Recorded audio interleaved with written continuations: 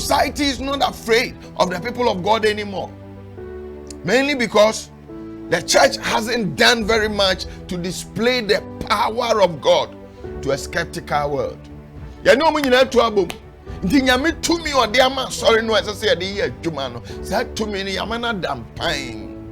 church is no longer terrible as an army with banners. Songs of Song chapter 4 and verse 10. We are no longer as terrible as we used to be. In fact, the church is so much into the world. We have become so mixed up in the world. We are so much into the world that the world takes little notice of what we do.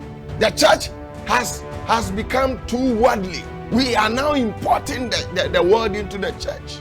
We have gotten to a point where the church now imitates the world's method. The world's method. Instead of us to become the pace setters, instead of us to become a path creators, we are rather imitating what the world is doing into the church. We have gotten to a point where we subscribe to the world's appetites. And nay, prophets of God are only moved by numbers. Ministers of God are only moved by popularity. And sometimes we go to a place to minister and we want to please people. We want to satisfy their appetite into a deep for shenkom. I'm ready to shenkom.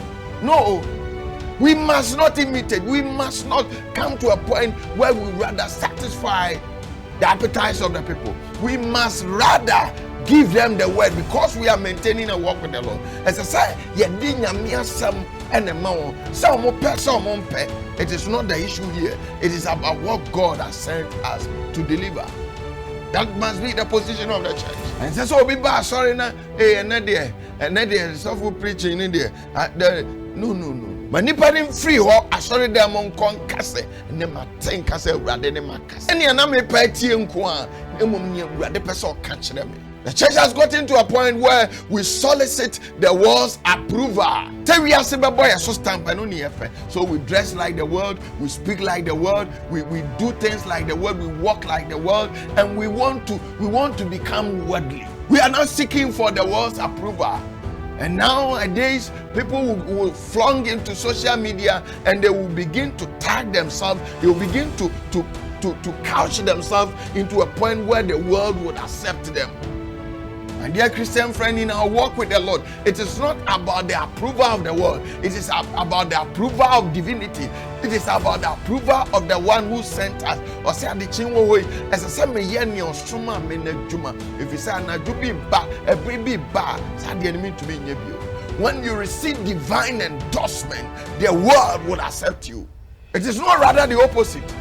You cannot be saying that I need the world to endorse me so that God will also accept me, if you are not in the will of God. We solicit the world's approval and we also measure what we do according to the world standards. We measure what we do, whether we are successful or we are not successful. We measure it by the world standard. Is it any wonder that we don't gain the world's respect anymore? But for Joshua and the Israelites, it was not so. They were a conquering people who made no compromise with the enemy, but trusted God to give them victory.